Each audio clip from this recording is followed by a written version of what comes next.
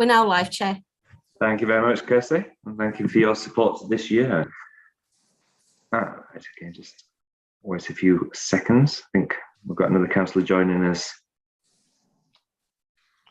We have indeed. Right, okay, well, let's make a start. So welcome to the Adult Health and Social Care Scrutiny Board on Thursday, the 10th of March 2022. I do understand that this is our last meeting for the municipal year. So I'd like to thank all members for their contributions over the last year. And hopefully you've enjoyed me chairing the meetings, giving you the opportunity to speak and raise relevant questions. An equal opportunity to thank all the officers that attended the meetings throughout the period and taking some quite challenging questions at times. So I think it's been quite a successful year, and I'm sure that will be reflected at some stage. So without further ado, let's go on to the agenda items. So item number 1 is substitutes nominated for this meeting and apologies for absence. I don't believe we have any. Diane, would you like to confirm? No, Chair, we've not been advised of any substitutes or apologies this evening. Super, thank you, Diane. And welcome to, I've lost him, Mark. It's your first meeting. You're going to be the clerk in future, as Diane is due to retire once again. But we hope we'll see her back again. So anyway, item number 2, members' interest for members to declare their interest at the relevant times. Item number 3, admissions to the public. The public are most welcome to join us on YouTube. I know we get thousands wanting to join us every time, but for anyone that is joining us, you're most welcome for the meeting. So item number 4 is minutes of the Adults Health and Social Care Scrutiny meeting held on the 25th of January 2022 and the 10th of February 2022. Howard, Councillor Benton has a hand up. I have indeed, and I think she wants to raise the fact that she was attending one of the meetings, but she's not been listed. Councillor Benton, would you like to say which meeting you've been missed off? Yeah, it was the 10th of February. Okay, so yeah. So if we meant those, and if we can take those as a true record, can I have anyone proposing as a true record? Thank you, Councillor Barnes, and anyone seconding those? Thank you, Councillor Megan Swift. So they're a true record. So item number 5 will be done by 6:30. So item number 5 is neurodiversity. So welcome over to Mike. Would you like to say a few words before we start? Thank you, Chair. I just wanted to say to members that things didn't go quite as smoothly in the scrutiny office as I hope they normally do. So we got to CCG colleagues a bit later than we should have done with the request for this item. So thank you very much to Rona and colleagues for putting this together at short notice. And had we been a little bit slicker, we would have been there before, and we'd probably have a written report. So that's my responsibility. My apologies to the scrutiny board for that. Absolutely no need for that. We totally understand, and thoughts go to you as well at this time. Rona, welcome to the scrutiny board once again. It's always nice to see your smiley face on the other side of the Zoom meeting and to provide some useful information. So I'll leave it over to you. Thank you for inviting me back. I'm also being joined by Dr. Caroline Taylor, who is going to share this presentation. We've got a bit of a presentation. I suppose what I'll say to begin with is from our last conversations about autism and ADHD, attention deficit disorder, a couple of years back, we're in a very different place. And so what we haven't come today is to talk about where we were. We've come to explain the process that's happened now that, well, not now but that choice is part of that whole process of mental health, and just to describe that whole process and our approach to that to counsellors for their understanding. So we've just done a little bit of a presentation, only about 5 or 6 slides. I'm hoping it'll work, my sharing, but let's see. I've not done it on here before. Has that come up? It has indeed. It has. Oh, great. It has, yeah. So, as I say, I'm joined by Dr. Caroline Taylor, who's our mental health, all-age mental health, learning disabilities and autism clinical lead from the CCG, and you've got myself again from service improvement, and I lead on that all-age acute and community, and this comes under community. So just to give you a bit of an overview of where we are, this is all relates to patient choice. And NHS England and NHS Improvement advised CCGs across England in December 2020 that choice applied for both physical and mental health. And that all comes under that parity of esteem. And that's been in place for some time. I think the confusion has been how that's applied in mental health, but they were very clear that it does apply in mental health. So under the NHS choice framework, so also known as patient choice, a patient has the right, or a person has the right to exercise choice in these circumstances. So there's some bullets below, and that's when a person is referred by a GP for a first outpatient appointment. A GP decides a person is clinically appropriate to refer a person for assessment or treatment, or a person has the right to choose the organisation, and we've put provider in brackets, or go back to their GP and request a referral to a different provider.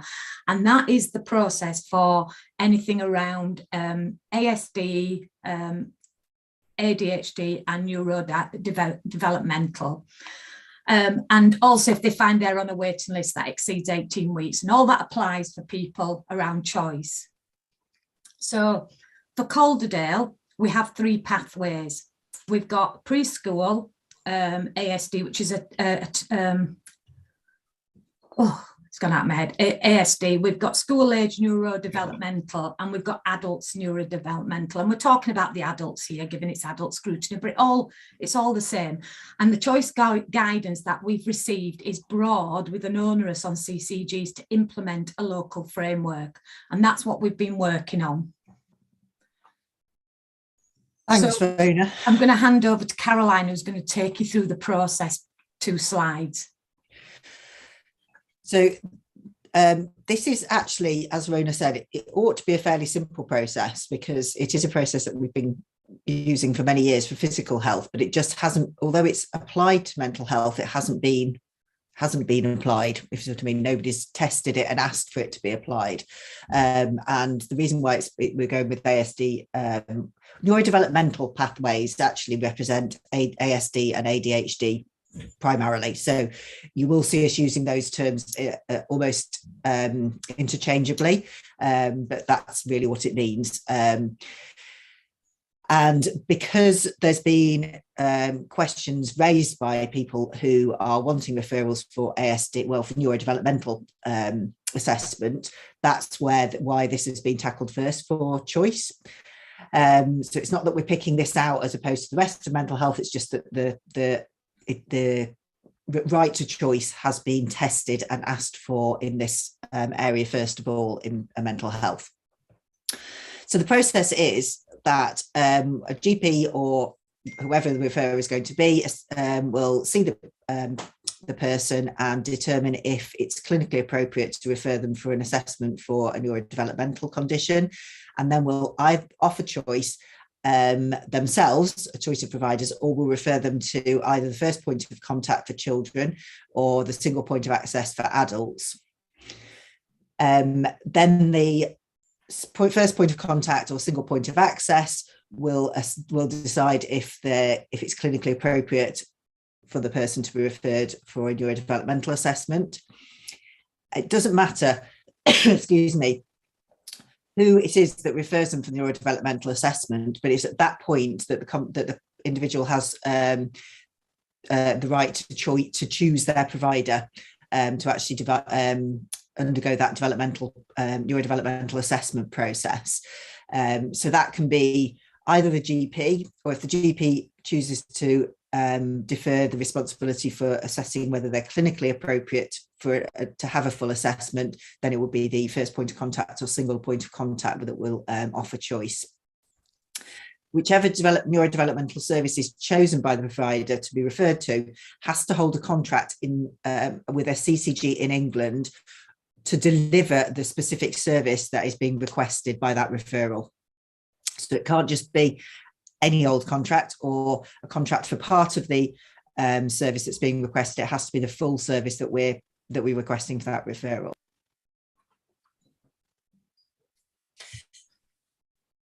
Unlike physical health, and this is the confusing bit, and I think really why perhaps felt choice hasn't been picked up as being something that's applied to mental health, there isn't an electronic referral system. Now, the electronic referral system for physical health referrals is a process that once the provider is on the electronic referral system as being a provider that can provide a particular service, that the referrer can be confident that the appropriate due diligence for the contract has been undertaken and it's safe to refer and it's a good quality provider to be referring them to. That doesn't exist for mental health. So that means that the due diligence for making sure that the contract is with an appropriate provider sits with the referrer and has to be actually done as a manual process by that individual referrer. The Calderdale CCG contract team will support the referrers to establish whether the provider that is being considered to be referred to will be a legitimate provider of an appropriate contract. So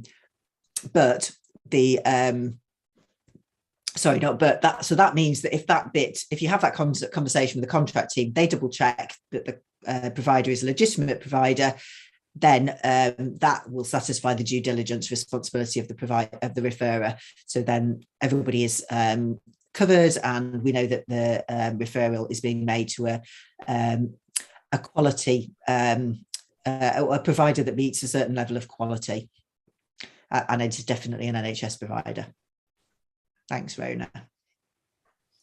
Okay, thank you, Caroline. So the approach that we've taken in Calderdale, because when we've had conversations with NHS England and the policy leads in NHS improvement, the view has been to undertake a local framework and work on this locally.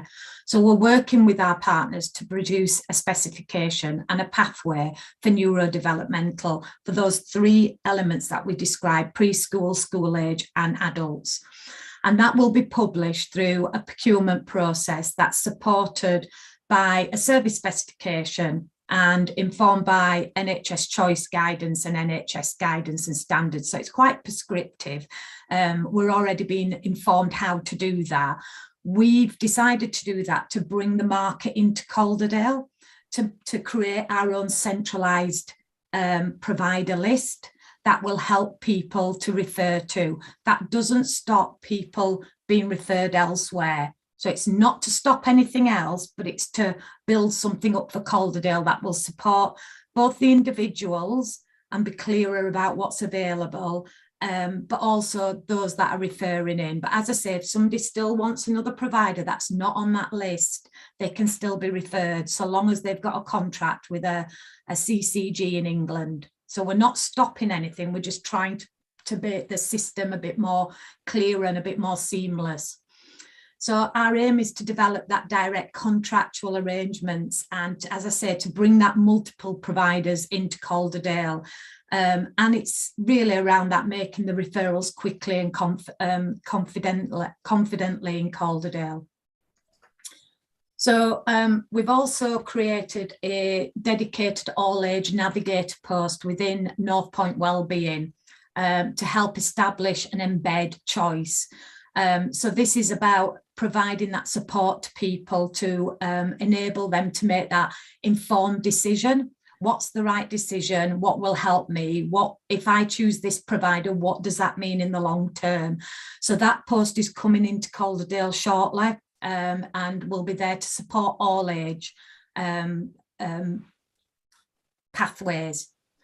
And just to say that we've also, as a CCG, we have still committed and will continue to invest our funding with existing providers to enable them to become more resilient and enable them to manage the 18-week waiting list and provide that care close to home. So we're not shutting that gate either. We're keeping everything open. There are the existing pathways are still there in Calderdale. You can refer through choice, and we will have an any qualified provider contract approach to this, but that doesn't stop people referring elsewhere. So the final slide was just a bit of a glossary and useful links, and I'll share these slides so that they can be shared round, but it just gives you a bit of guidance and information for any of the areas that we've talked about. So what the NHS Choice Framework describes, the NICE guidance and standards, and then just a little bit about first point of contact and single point of access, because I'm conscious we do talk about things that members may not be as familiar with as we are. And that was it really. So thank you, Ronan. Thank you. Yeah, thank you, Ronan. Thank you, Carol. I've got a few people indicating to speak. So if you can just unshare what you're doing. So I can see trying everyone. to find the button. Yeah, no, you've done it. Yeah, thank you. Right, I think I've got it in the right order. So Councillor Barnes, first of all, please. Thank you, Chair. I'd also like to thank Rona and Caroline for coming tonight, and I think there is no apology needed, Mike and Mike's team. I think this is such a rare event that maybe we should put it in the calendar, Howard. But I think importantly, that November meeting that we had 2 years ago for councillors who weren't at that time was brought in. Health Watch were there, and there was particular criticism of the system from a number of users of the system, and these were members of the public who'd come in and expressed it. And I did remember the one comment that was made by, I can't remember his name, the professor, who said, I've never had a complaint by anybody I've diagnosed, and the point was, well, actually it's the people who you haven't diagnosed who are the ones complaining, and it seemed to completely miss the point. But it's good to see the changes. I do have a number of questions. I think, as I've seen, there's a number of hands up. I'll start with just one, and if they're not covered, I'll come back at a later point. I think my concern is the patient's journey, and I think you know, I understand and see that, but there are some points in those slides where I'm just not sure we're actually looking at this from the patient's point of view, and actually what we're looking at, what we're doing is we're actually driving this. This is from the tail wagging the dog point of view. And, you know, for example, you know, you mentioned 18 weeks. Well, is that a goal? Because, you know, I think if we aspire to be mediocre, we're going to achieve mediocrity. We shouldn't be aspiring for 18 weeks. We should be, you know, that shouldn't be the target. I hear what you're saying, that if the NHS Choice states that if the provider has a more than 18 week list, they can choose someone else. But are we not aiming for something faster and sooner and quicker than that, particularly in regard to mental health, where a lot of the is not visible, you know, and therefore it's often difficult to fully assess the full extent of the illness that person has. So I think particularly my comment is that we need to focus more on the patient's journey, and also the patient's journey. I know we're the adults committee here, but what is the patient's journey like from child to adult? Does it mean a complete new referral? Does it mean that they start the process all over again? What is, and I think that's what I need. I want some assurance on, some feedback on, some commentary on. Is that's the viewpoint? Thank you. Yes, thank you. Shall I come in on that one then? Yeah, please, yeah. A couple of things there. All that we're talking about today is this particular aspect of choice, not about what the ASD services are. That's been a separate conversation. That's not what we were asked to come about today. We've got a lot more detail that we could give you about the improvements that have been made to the ASD services. And all we're doing here is trying to, and it's a really hard thing. We've been battling with this for quite some time ourselves, not with much help from NHS England or anybody else. And we are further ahead in this in Calderdale, just to assure you. Part of the problem that we've had is we've been too far ahead of the process, so NHS England haven't answered our questions because they haven't thought of the question. And we're asking, and we're providing our own answers, and people are looking to us as being, you know, leaders in having worked out a proper way of answering this issue. But it's been quite obvious to me for many years since Choice first came in that it actually applies to mental health just as much as it does to physical health, but that there's no system being set up to support that. So patients actually have been adversely affected because they've got a mental health condition rather than a physical health condition for many years. this is an attempt to at least start to move that that's on, so that we've actually got parity of esteem between physical and mental health. So all we're doing here, so talking about an 18-week waiting list, all of that, that's about parity of esteem. So we're just bringing it to the same level, the same standards to be judged and to provide the same amount of choice for physical health and for this aspect of mental health as the starting point. The actual services we've talked to before about scrutiny and to scrutiny before about, and we have got, you know, there's been a massive amount of change in those, in the provision, and certainly we would absolutely, we in mental health services, we want to get everything much less than 18-week waiting lists. Realistically at the moment, I think we just need to be aware of the fact that, you know, in the acute trust, waiting lists are absolutely immense, and the same pressure has happened on the mental health services. So it's difficult to be over ambitious at the moment, but it doesn't stop us. You know, I think we need to be aware of the fact that in Calderdale we fight to do these things ahead of other places. Thank you, Caroline. Chair, can I just come back and just which is not, Caroline, this was not intended. That was not intended to be a criticism of you two in any way, shape, or form. You know, it is an extremely challenging situation. We all recognise that you're into. You know, we all, I think, have the best interests of those individuals at heart, and I think anything that we can do as a scrutiny committee, anything we can do as individual councillors, that's really what we're here for. You know, and that's what I think cuts us all through. Yeah, absolutely. And just what you were saying about the patient journey, I think, just to come back to that, this shouldn't, implemented properly with everybody understanding it, it doesn't affect the patient journey, because the patient will have the same journeys they had before, but now instead of having to go to one fixed provider, they have a choice of providers. What we are very aware of, and we were taking this into account in Calderdale way before the CCGs were, is that we are fully aware that there are providers out there that aren't legitimate. And as a GP, I've had patients coming to me asking to be referred to providers. When we do a bit of digging, nobody in that organisation at all has any qualifications, and the letterhead has just been made up on a piece of, you know, on a computer. And this is a vulnerable group. I mean, all of us can be vulnerable when we're in any sort of health challenging position, but particularly when you've got a mental health issue. So we feel as a CCG, it's our duty to try and protect people from that. So rather than just saying, well, we haven't got an electronic referral system, so just go to any provider, we want to determine a certain level of quality and standard for those services. So that's what the any qualified provider process will give us. So it'll give us a set of providers that we know absolutely meet a very detailed and challenging spec that we've set out. But people still have the right to choose and to choose one of the other services that we have that didn't apply for any qualified provider specification, and to provide that, or perhaps don't want to put part of that. And if people want to do that, they can.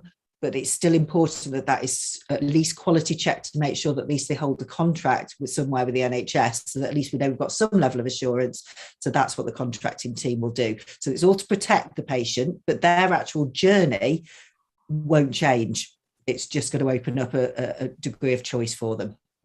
Thank you, Caroline. As we always say to anyone that comes to this scrutiny, we are your critical friend. Can I just raise a question in relation to, you said the patient would have a choice. Are they given a list of choices, and equally are they guided into the right one for them as well? I think that's one of the questions I was thinking about. I think that's the difficult bit, is that we don't have that list because we haven't got the electronic referral as they do in physical health. So what we have done is we've been out and talked to other CCGs in West Yorkshire, and we know of some providers that have got contracts with other NHS, other CCGs in England, and we've produced a shortlist. Now it is a shortlist for all three pathways, and we've shared that with GP practices. We've shared it with the first point of contact and single point of contact, and we've shared it with anybody who wants to see it, really. That's open. We've shared it with NAS, and we've shared it with SANS and various other groups.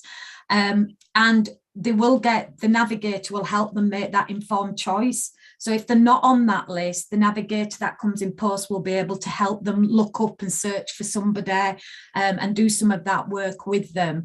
But that is the sticking point. The sticking point is there isn't a centralised list. We're trying to get West Yorkshire to look at one across the CCGs. But as Caroline said, we're a bit ahead of the game on this. So they're not in the same place as us in prioritising, in producing the list. But any qualified provider will provide us with a list, and we'll keep building on that list through the CCG contracting team, seeking more providers. Yeah, it's where we are. That is one of the biggest challenges, I have to say, Councillor Blackburn. Yeah, no, thank you, Rona, for that. I was just curious. Councillor Durans.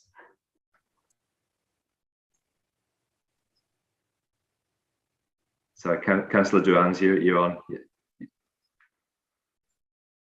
Sorry, Chair, I was just pulling my notes.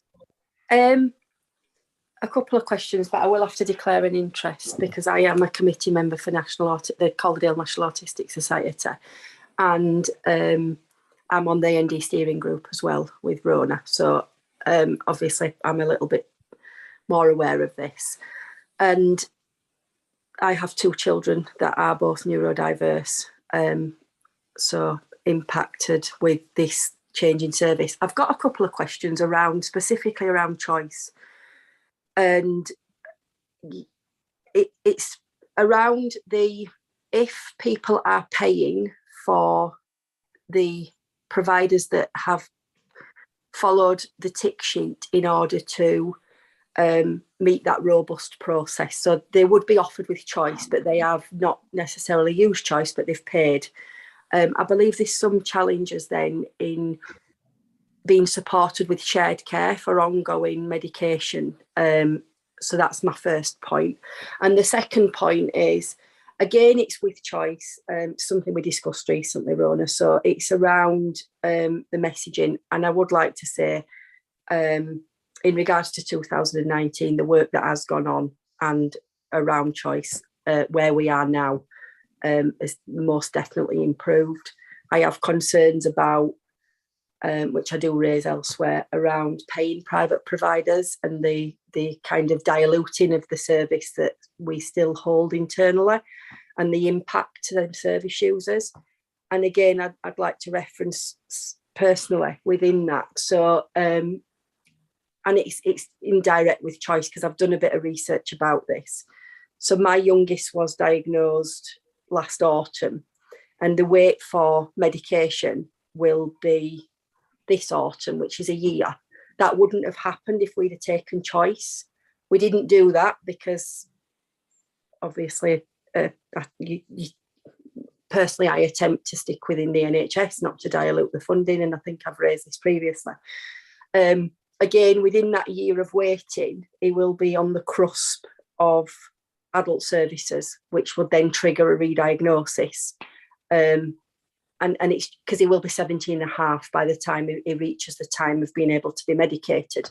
It won't be the only person that this comes around to. There will be other young people that this affects. But I guess it's how do we ensure that our NHS services are not being diluted further and weakened further and aligned in order that we are continuing to have people trust in that, because it just feels like we're continuing to weaken what we should be kind of keeping our eggs in the basket. And I absolutely understand why we've got to the point. And in regards to mental health, it's really important that we did get there, in order that it's a holistic offer across the board. But I guess if I hadn't have experienced it, I wouldn't have necessarily seen these nuances, but I have. So there's my questions. Thank you. Would you like to proceed with that? Yeah. They're really helpful. And I know we've touched on them before, Danielle, haven't we? But on the second one, and Caroline might be able to talk about the first one, the shared care. We're looking at both of these as part of the specification for any qualified provider. Both of those questions have caused us a bit of a challenge because it's not simple on how this works, but we are really trying to work our way through this and make it as equitable as we can, with that parity esteem from physical and mental health. So in response to the bit about the medication and it taking a year, and that by the time it's a year on, your son will be 17 and a half. There is something in the specification very much about trusted assessor, and the fact that we are working really hard with our mental health trust around the trusted assessor between children and adult services. So we're in, and I know we've not come to talk about all of that, but what I will say is we're in the process of reviewing all of this under an all-age strategy for autism, neurodevelopment. And we've got a person in that's coming in to focus on this piece of work over the next 6 months. So to be honest, for me, what Councillor Barnes was saying about being part of that and helping us with that, I think we would really like to take you up on that and maybe come back to you in a few months once we've started that piece of work to unpick it and talk about it, to get some views from Scrutiny around that, because that is going to take us into the direction of travel going forward. But we have put that into the specification around the need for trusted assessor. In physical health, we have a trusted assessor.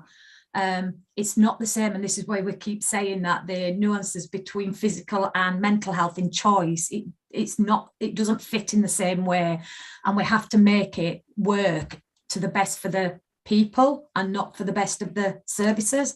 So it is one of the ones that we're picking up and we're working through. It might be that services don't bid because there's a trusted assessor, and we don't know. We've put in that specification, it's it's aligned with NICE guidance, so we're very clear we want it to be at a level that is related to NICE guidance and is a good quality service, and that does take into account that trusted assessor. I don't think, Caroline, can you answer the shared care question, because you is part of your working. It is, yeah, it does all come down to that trusted assessment, essentially. And I just try and put it into some sort of how I try to comprehend it and expose it to other people. So if you thought you might have a heart condition and you went to see a consultant somewhere who diagnosed something, the results of those tests would then be made available to another consultant if you moved to another part of the country or you wanted to move providers or whatever it was, in order for them to decide what treatment you might need. And any of those results that they weren't confident of, they would repeat the tests in order to be sure that they were making the right diagnosis themselves and proposing the right amount of the right sort of treatment. So if the test results are like a blood test where it's very straightforward, it's yes or no, that's easy. With mental health, it's not so straightforward, but there are very clear diagnostic criteria. So we've built those into the any qualified provider specification and made it very clear that there has to, when the assessment has been done, if it's done by any qualified provider, one of those on the list, then it has to be trusted by anybody else who's also a qualified provider. So it doesn't matter whether it's a child service or an adult service, whether it's a local one or a distant one, they will have to take that diagnosis. So this situation that has happened in the past of almost having to be re-diagnosed when you get to 18, which is absolutely nonsense, that's what we're getting rid of. The problem is going to be if people go and use a service that isn't on the any qualified provider list, because they may have used different diagnostic criteria which aren't trusted by the high quality providers that we've chosen, or we've gone through the spec process whether we know we're confident of. So that's what the navigator role will be about. Will be about explaining to people if they don't go off the any qualified provider list, we can't guarantee the level of the service that they're getting. All we can say is there is they've got a contract somewhere with the NHS. So I know what your concern is, Danielle, about the moving this towards private, but anybody who's got an NHS contract, we have to consider being an NHS provider, even though it feels a bit weird if they're, you know, we might only have one NHS contract and hundreds of private ones, but they are in essence an NHS provider. But if you choose to go to a private provider for a physical health condition and you have all your tests and everything done, you can't then decide that if they say, well, you need an operation doing, you can't then go to the NHS and assume that you're going to get your operation done. You have to go back through the process, because otherwise you're leapfrogging because you've got more money, and that's what's inequitable. So the same thing has to apply here. So you may have been assessed by a private provider, they may have given you a diagnosis. It may be that when that comes back into the NHS, that it's actually accepted by the NHS system as, you know, being a high quality diagnostic process, and that it, you know, they will trust that assessment, but they may not. So that's the issue there. What we are asking for, though, in terms of shared care, is if you're an early qualified provider, in order to satisfy the spec and be on our list, you have to be able to provide the medication as well. So if you do the diagnosis and you think somebody needs medication, you have to then initiate them on the medication and get them stabilised and maintained on it, and then be prepared to move them onto a shared care arrangement with the GPs.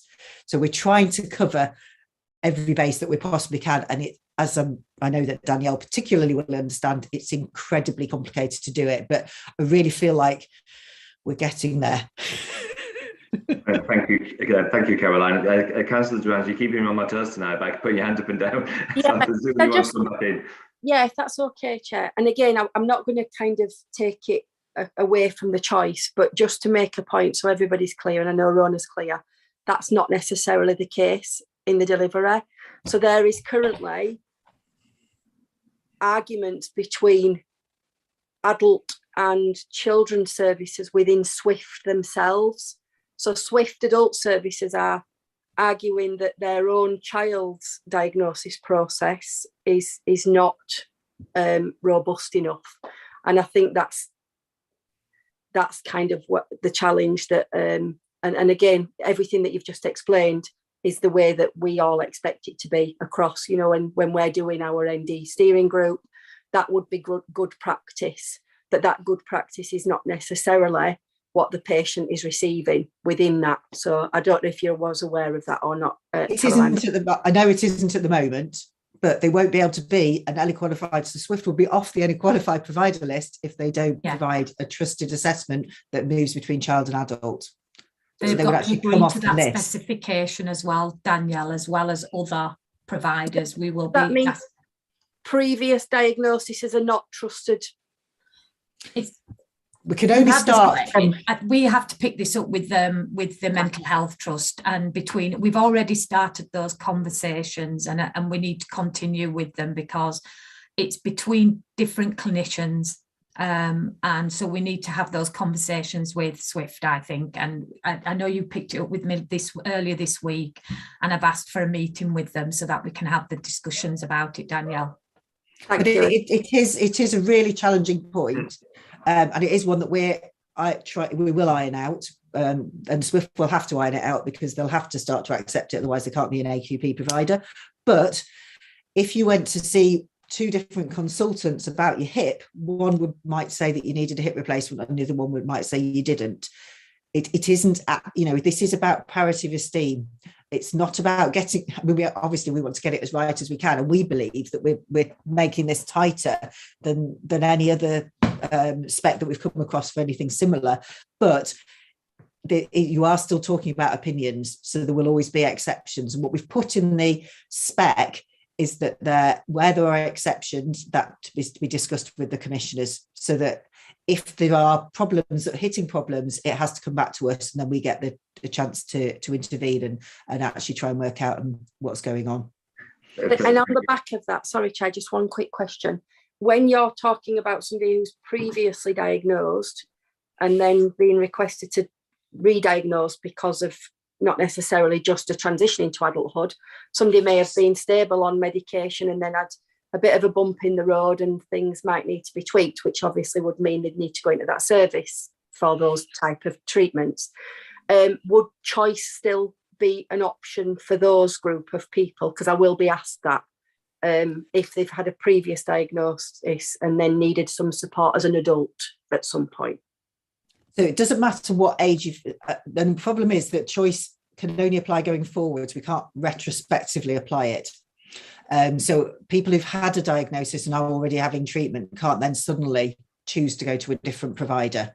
No, what I was meaning is if they then need support because obviously a treatment change, and then in order to get that, understandably, because these are some quite strong uncontrolled drugs, there is an element of kind of careful management, and I agree with that. But in order for whoever the new person who's going to prescribe them, which wouldn't usually be a GP if there's a change in treatment, they said, well, we need to do a re-diagnosis. Would choice trigger then? So basically, if you are getting medication, you have to be under shared care guidelines. So you have to have a consultant team looking after you. The GP will issue the prescription usually, but the consultant will be in charge of you. So the consultant will continue to make that change of medication. And what would happen is, in practice, is the GP would stop prescribing until the consultant was happy that you were stabilised on that new dose of the medication. So it should be completely seamless. I know that in practice it isn't working absolutely like that, but we can only go with what we're trying to do moving forwards and iron out all the individual ruffles along the way. Thank you. And thank you for your answers as well. They've been really thank you for that. As a director of the SWIFT board, I raised numerous concerns and issues in relation to their delays this week, actually. So it is being fed in from the Calderdale's perspective. Councillor Megan Swift, you did have your hand up. I presume you no longer need to raise. No, I do want it still. Yeah, no, then you next then. Thank you.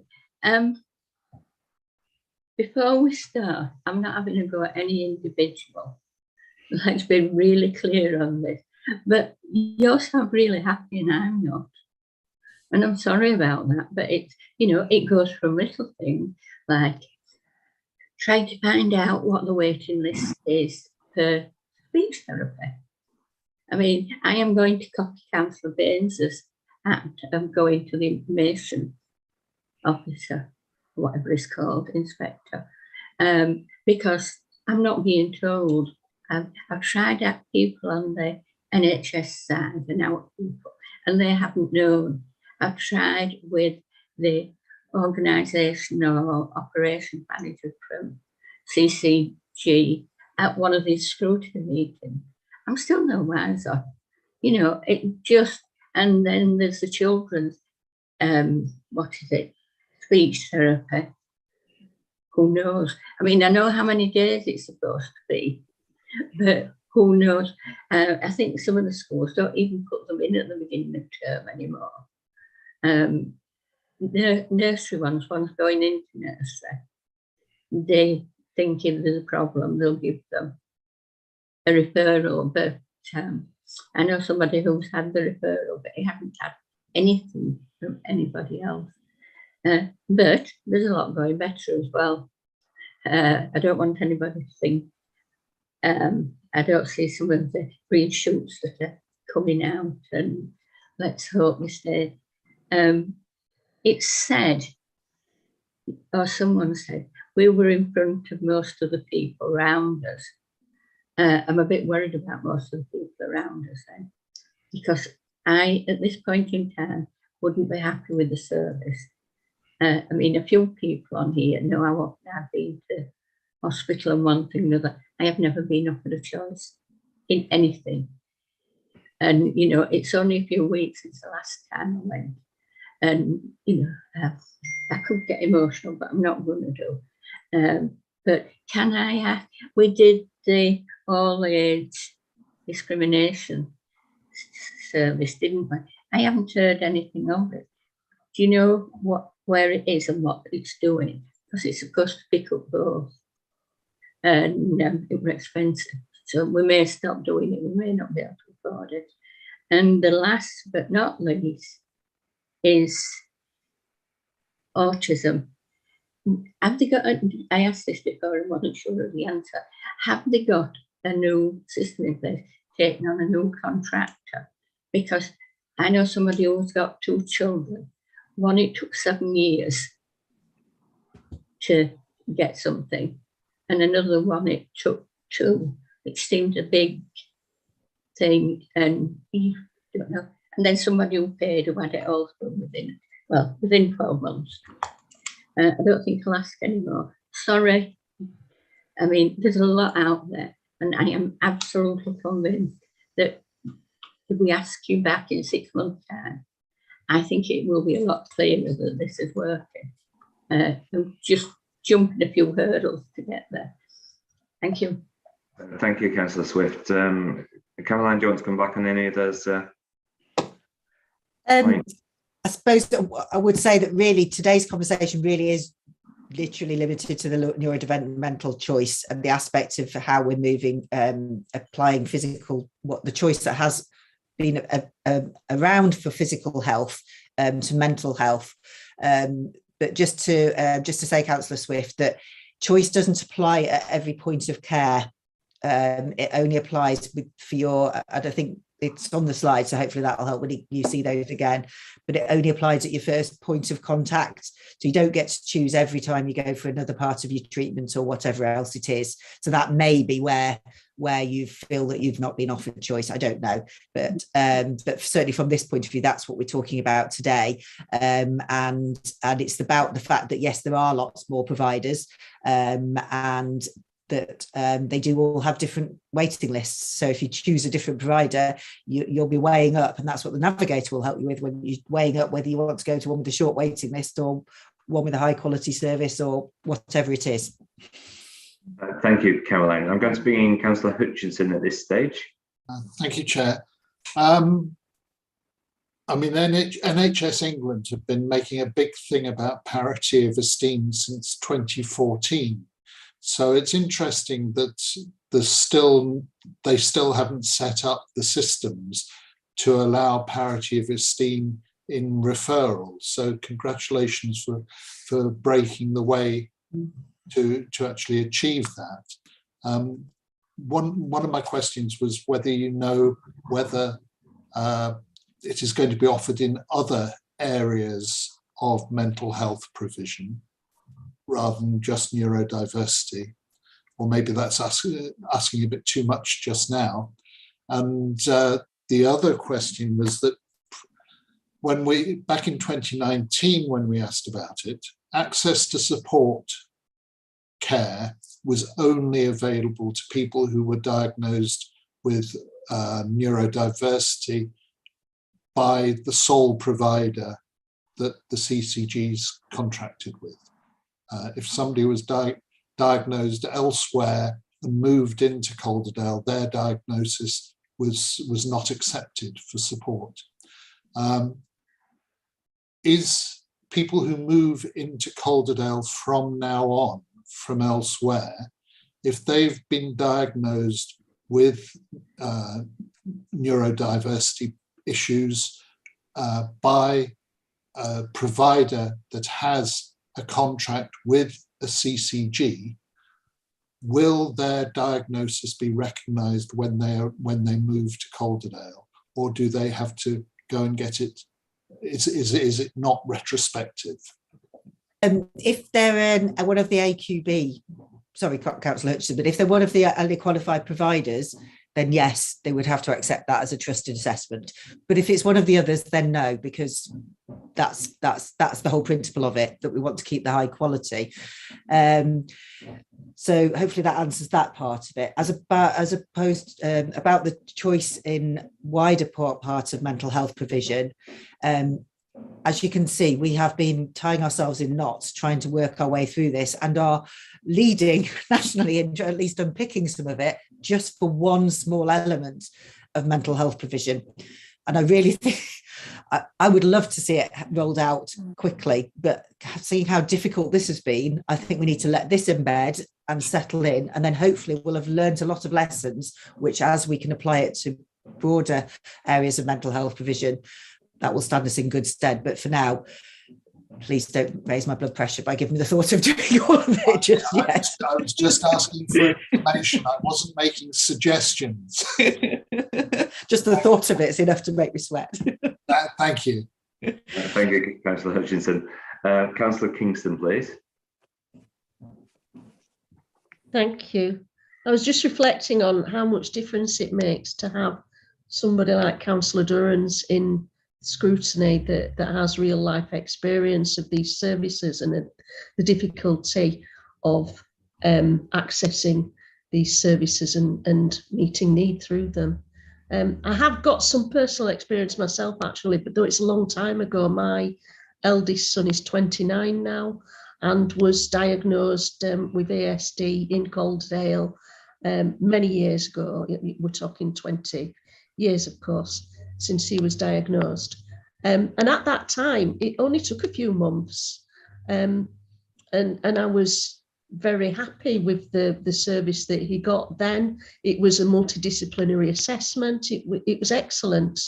I'm not feeling confident that what we're talking about here is going to deliver the same quality of experience of the service as what I'm hearing about here. I'd like to know what the criteria are going to be that for the providers, the different providers. What qualifications will you require? You know, I know my son was a qualified psychologist. I think there was a psychiatrist involved. There was a speech therapist involved.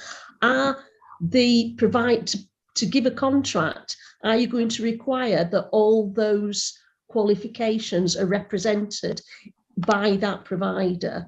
And are people that are looking for diagnosis through this system, are they going to be provided with information? You know, when people are choosing a school, parents choose a school, they've got lots of data about the different schools that they can access to compare them. Are they going to get comparative data that's going to tell them how long it takes somebody to get a diagnosis with this provider compared to that provider? Are they going to get feedback? You know, like we can go online and look for reviews. Are they going to have access to data from people who've used these services about their experience of using that service, how highly they would rate that provider?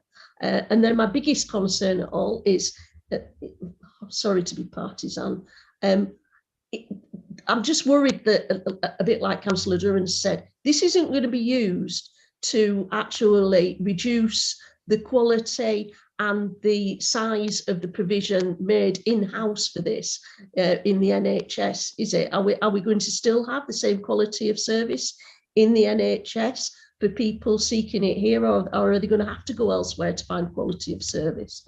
So those are my questions. Thank you. Want me to start them off, Caroline? Give you a break. Yeah. So Councillor Kingston, the specification that we're producing is very much around NICE guidance, and NICE guidance specifies what levels of workforce are required. So that will be in the specification. That will be what we test when we review each of the procurements that come through each of the tenders. So they will have to pass that level and that quality level to be able to hold any qualified provider contract with us. So yes, they will have that. The feedback and the rating, etc. That is really why we've commissioned the navigator post. So that person is the person that will support people to make those decisions, because what we understand is that there's lots of information out there and it's difficult for people to navigate their way through that. And not everybody has the equipment, the computers to do that either. So that person will support people to do some of that. They'll do a bit of that gathering information. And the more they do this, the more knowledgeable they'll become of those areas, that those providers, where they'll have that information about their data and their feedback from individuals, etc. So that's very much the reason for putting in the navigator post.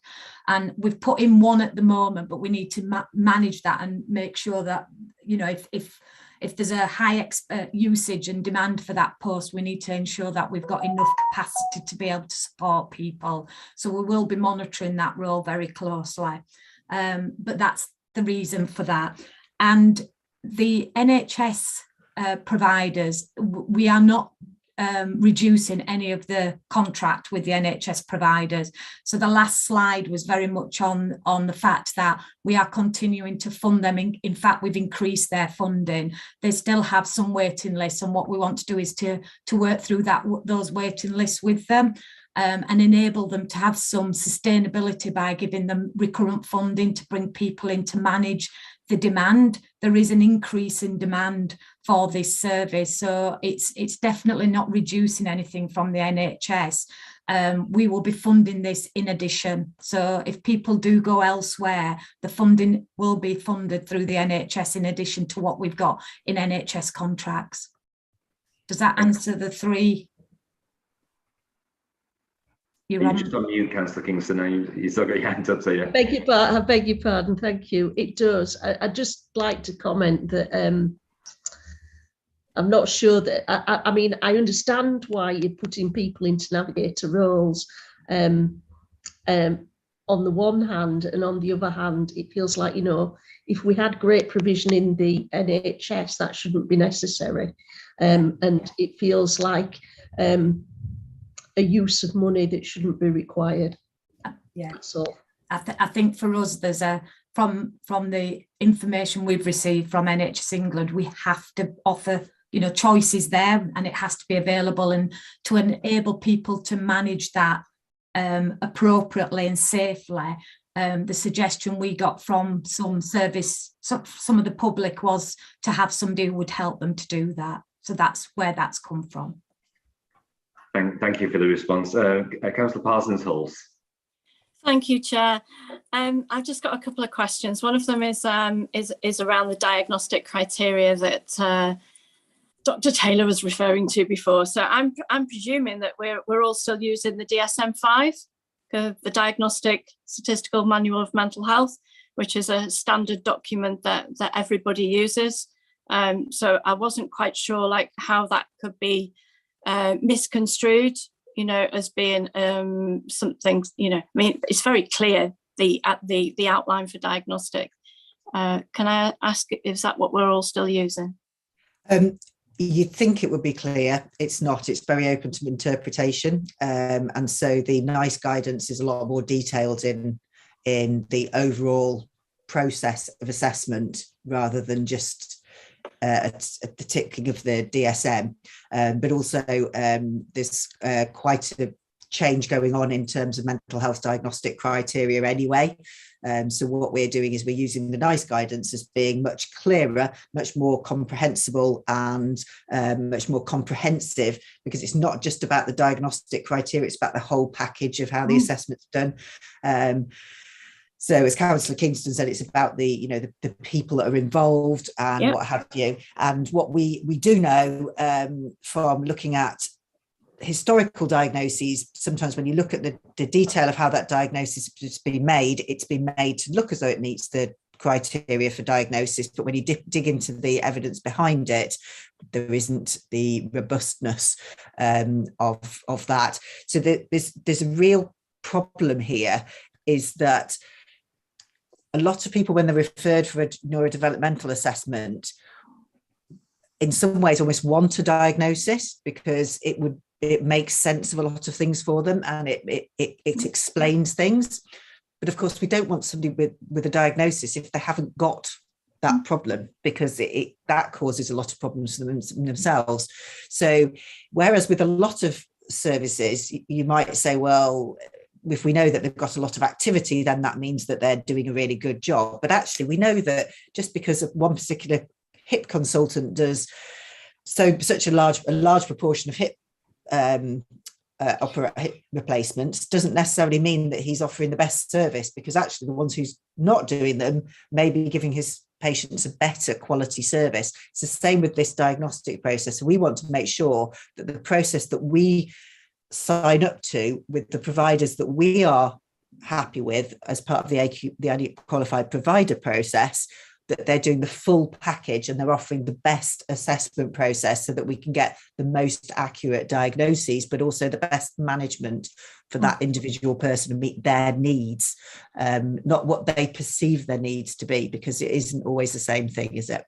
No, I totally agree. Thank you. And yeah, I agree. It definitely needs to be more person-centred. It's not one size fits all. Certainly not. I have to say I work with these people as well. So, okay. So, second question is, so I was just having a look at the North Point Wellbeing website, and obviously, you know, we've currently got 8 posts, I think, which are therapeutic practitioners and school and parent therapists. I don't work in this area, I work out of area. And I'm aware that, I mean, I've got colleagues who live in Calderdale who could possibly apply for this. There's at least 10 people I can think of who 7 of which who I've trained with, who currently don't really want to work full time, you know, but these organisations want people to do 30 odd hours, which, you know, doing mental health stuff for that time is really tough, as you probably are aware, you know, so some people just want to work part time. So the difficulty I have really is so that the way that the NICE guidelines are set up, the organisation has to be accredited, you know, to UKCP or oh God, what's the other one? HCPC. And historically, so say the music psychotherapists and dance movement psychotherapists, there was a point at which we were just about to become accredited, and it was a political situation and it got pulled out. However, these people have a master's in psychotherapy, they've got continued CPD, they have insurance, they've got supervision, all the things that art therapists also have to do, but they can't apply for these jobs. Okay, so we work with people non-verbally in movement psychotherapy. So we look at the neurodiversity, like proprioception, where the body is in space. We look at lots of different things rather than just what the client's talking about. So yeah, it's been quite frustrating. I've just had a look through our committee's report, and the accreditation still hasn't happened. I mean, my world's obviously wrapped up a lot more in politics these days, but you know, I do think that we're missing a trick here, because there's some very qualified, experienced people who won't be able to apply for some of these jobs, you know, who have a master's, not a diploma, they've got a master's in psychotherapy, and they won't be able to apply for these jobs. That does not mean to say that they're not qualified. No, I think we've got, because the organisation is not accredited. So yeah, I'm just wondering what do we do with that really? I think I totally share your frustration. I believe that the only way to expand the health and care workforce is to bring more people in, not because we haven't got enough people in at the moment. So that's about accrediting people who haven't traditionally been accredited. It's about bringing in non-clinical roles, all sorts of things. So I agree with you entirely, but I don't think that that's within our gift at the moment, unfortunately, and it probably isn't pertinent to this particular issue today, but it's certainly something I'm all over with you. Well, we're talking about qualifications and qualified providers, and I just wanted to say having a qualification in psychotherapy is a accredited qualification, and it's the organisations behind it that the reasons why people can't apply for these jobs. It's not thank you, Councillor. So yeah, thank you. We've got the gist. We totally get you. So if I can move on, so if that's okay. So Councillor Barnes. Fine, yeah. Thank you, Chair. I think most of the points I was going to ask have been raised, but one thing that actually has popped up, which is, and I think first of all, I think we have to recognise that Rona and Caroline are trying to nail jelly to the wall here. And I think it is very much along those lines. And if Councillor Durrance wants to laugh, please, we're okay with that. I think the point that I was going to raise, it was a point that Councillor Hutchinson sort of flagged up. If we are going through this reorganisation of the NHS in West Yorkshire, if we are leading the way in our restructuring, should we be not using our model across the whole of all the other 4 entities in the region, so that we have a consistency across the whole of West Yorkshire? So it doesn't matter where somebody is, where somebody lives, and this is where Calderdale should be leading to the front maybe, and shouting from the rooftops, should we be not using this as the model across the whole of the system in West Yorkshire, so that any individual presenting anywhere within West Yorkshire gets the best possible care? Thank you. Verna, do you want to lead on that here? Totally agree on that. And we are having the conversations with West Yorkshire. So we are sharing this at the ICS level with the West Yorkshire lead for mental health, learning disabilities and autism. So they're very aware. They're very aware of the work we're doing around this, but they're also very aware of what we're putting in place. So totally agree with that, Councillor Barnes. Thank you. Councillor Durans. Just a comment really on what Councillor Barnes was saying earlier about kind of his overview of questions, and then we was told it was just to focus on the choice. I wondered if it was possible, Chair, that we could have an opportunity to discuss the service, and I don't think it's necessarily all negative. I think in reflecting, as Barnes said, on the impact to the service user and where that might be. I was in the meeting in 2019, but not in this capacity. I was there as a parent. And as Councillor Kingston said, I've got two children. One was on we call it the old diagnosis pathway, and one I've been able to experience the new. There is, we have come such a long way. Doesn't necessarily mean we've got there yet. And I think everybody who's here today would agree with that. But I think an opportunity to discuss that journey for the person, and I can't obviously offer that. I've got such a finite amount of experience within my own experience, but within the parents that we kind of engage with within NAS and the adult services with SAND, I just wonder if it would be possible, Chair, if we could have that opportunity. And again, I guess we could reflect on those who have experienced the system through choice, because I've not got views on that. Excellent. Yeah, no, that sounds like an excellent opportunity. So we'll get Mike Lodge to liaise with Rona and Caroline and come up with something that fits that criteria. In fact, I'll bring Mike in at this stage just to clarify that. I'm not going over that. Yeah, I've got that, Chair. I just wanted to say that the West Yorkshire Joint Health Scrutiny Committee that Councillor Baines and Councillor Hutchinson sit on is having a discussion at the meeting at the end of March with the mental health provider collaborative, is that the right phrase? With Keir Shilliker from that organisation, and will be a great opportunity to actually make those points in that discussion about the role of the West Yorkshire provider collaboratives.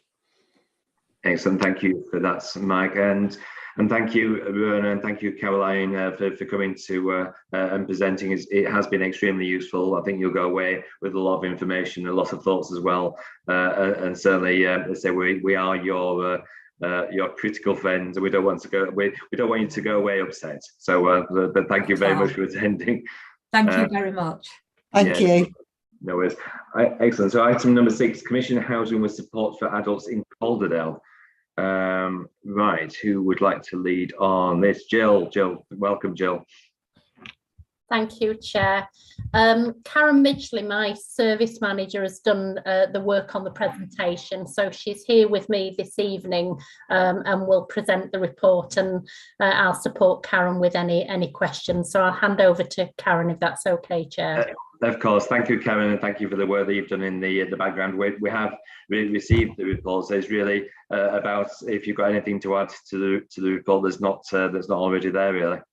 Yes, so I've circulated a full slide pack. What I've done is an executive summary for today, if you'd like me to share that, just to take you through some of the highlights and a few additional points this evening. Yeah, superb. Yeah, fabulous.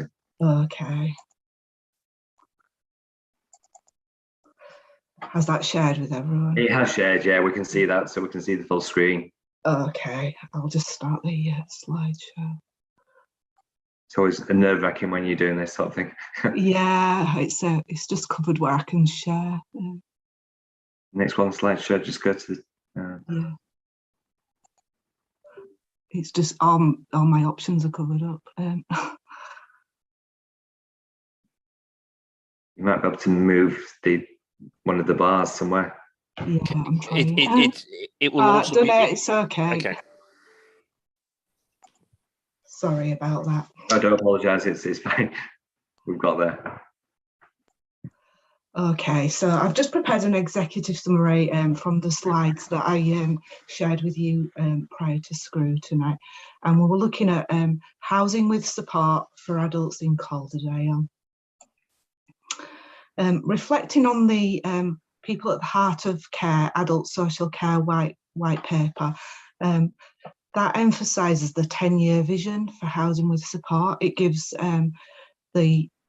the remit to offer wider choice, control, and for support for people to live independent lives.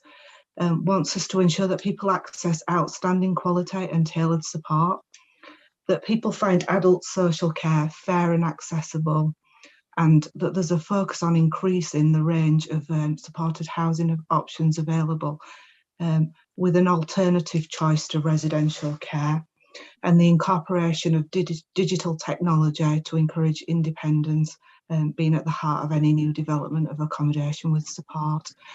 I just wanted to outline some of our commissioning principles as an integrated commissioning contracts and quality team when we are commissioning housing with support. So we always ensure that the person is at the centre of the development, and that we, wherever possible, we co-produce what we're doing, both in terms of the support and the housing. We promote independence and wellbeing and look to the least restrictive option. We work with partners and providers to develop quality services that are responsive and continue to evolve as needs change. We ensure wherever possible services are available locally within people's communities and try to increase social value. And we maximise the use of assistive technology and equipment to help people stay safe, well and connected. So why is there a vision to provide more housing with care and support in Calderdale? There is still a dependency upon residential care, particularly for older people.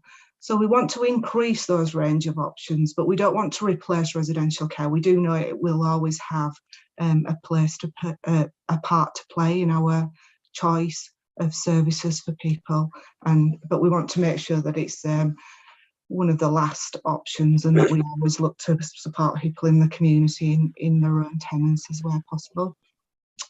We've reflected on things like Sky's report on the role of housing in the future of care and support to inform our vision of housing with care, particularly for older people. Some of the key recommendations include increasing the range and the diversity of accommodation to prevent the need for people to go into residential care. What we do know is that when people reach a point of crisis, residential care is often the only option open to them, and they don't get a chance to reflect and plan. So we want to ensure that there's a wider range of opportunities for people, older people in particular, to make a choice when they're not at a point of crisis, and for that to be an informed and positive choice. And whilst we acknowledge there is a wider range of housing and support options for younger adults, the market still needs to continue to grow. We know we're facing demographic demand, and that we don't have a full range of choices for people with physical disabilities and people with mental health needs. So the market is perhaps better developed for people with a learning disability, but we do know there's a range of younger adults that also need more options. So we reflected on the breakdown of spend by type of service. So as you can see, care home placements still form over half of our budget. So that is something that we want to change moving forward, to make sure that our funding goes into offering more choice, control. Housing with support is about £15 million of our budget, and then of course home care, which for many people is the first choice because it enables them to stay in their long-standing home. And then we reflected on the numbers of people accessing the different types of services. So this is older people. So within home care, obviously there's a high number. That's obviously the first point of call when people have exhausted generic services and need some kind of specialist support. The first choice is to keep them in their own home. But as you can see, there's an imbalance between residential care and extra care provision. And Scrutiny members will know we've got a range of extra care schemes, as I outlined in my first presentation, but we are moving on with a programme to develop 2 further extra care schemes and one other which will open this year, to ensure that we have a wider range of extra care in localities in Calderdale. And then you can see from the number of younger adults accessing services that supported living is actually the biggest provision, followed by residential care, some nursing provision for people who have very high level needs, and supported accommodation. So I think there's still some way to go to address that balance and ensure that residential care isn't a default for people, but you can see the market is perhaps a little bit more developed for younger adults rather than older people. So I just wanted to take you through some examples of recent developments and things we've commissioned. So an example of a supported living service. So these are smaller properties, and this is a service for adults with a learning disability. So we built on the Yew Tree site at North Arham. It included a refurbishment of an old public house and a new build within the car park. In the car park, a property was built for 7 young people, but it's over 2 floors, and on each floor there's a kitchen and a full set of communal facilities so that people can mix if they like, but they're not living in a huge group, they're in a 4 and 3. We worked with OTs and assistive technology colleagues to create accommodation to meet the needs of the individuals who were going to move in there. So we worked throughout the development with the families and the young people to look at their needs, and it included assistive technology at the build stage. So in the downstairs of the accommodation, there were a couple of tenants who are wheelchair users, so we ensured that the doors could be remotely controlled, curtains and media could be controlled by iPad to give those young people the maximum independence. So for instance, if they wanted to close the bedroom curtains or turn the TV or listen to some music as opposed to watch TV, they could do that themselves without having to call on support, which obviously increases their independence. Within that, we also worked with our Accessible Homes team to develop some specialist bathing facilities, and they include sensory elements incorporated into one. So one of the baths has got sort of music and light sensors just to enhance the kind of experience for one of the young people who was moving into that property. And as I've said, the young people in the main did move back from residential college, so we were ensuring that they came back to Calderdale and had the appropriate accommodation locally. And we worked throughout the design of the property with the families and the young people, and they were also involved in the choice of the support provider within that property. So I'll take you on to an example of a new supported accommodation scheme. So as I outlined in the presentation that was circulated, supported accommodation varies slightly from supported living.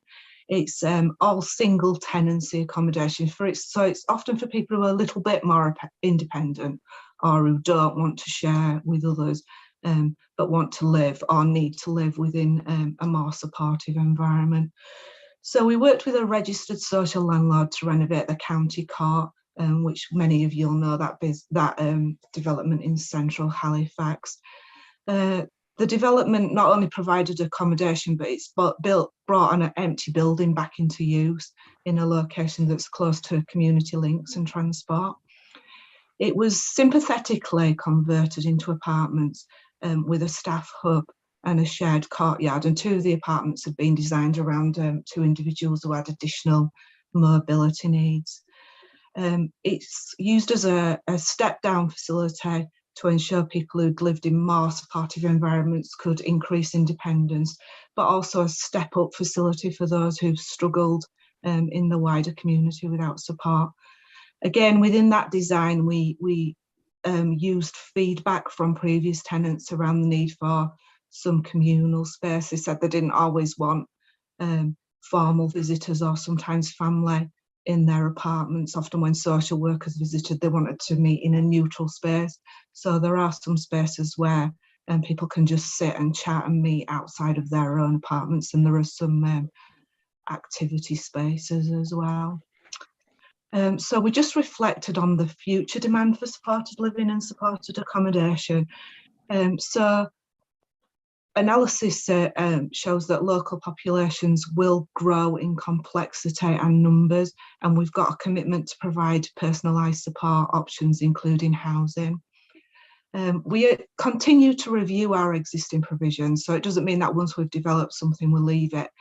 Just reflecting, I've decommissioned a number of supported living and supported accommodation properties and provided alternative, better accommodation as design moves on and times move on.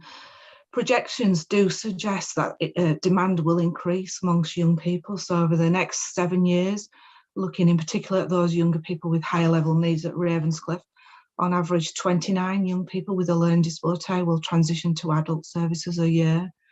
That not only includes the growth in number, but also in complexity. There's also a growing demand amongst people with mental health needs and physical disabilities for independent living accommodation. So we'll continue to work with those groups of people to ensure we enhance choice. So projections indicate, it's not an exact science, but over the next 5 years that we'll need another 5 medium-sized supported living houses, and we'll also need 1 further supported accommodation service to meet that demand. Obviously not everyone who transitions at 18 wants to move straight into accommodation, but it is an increasing trend, and over the years we've seen people wanting to leave the family home at an earlier age and seek independence. So as you know, extra care is an ambition as the council of something that we need to extend. It's an important part of our future commissioning intentions. It provides an alternative to residential care for an ageing population.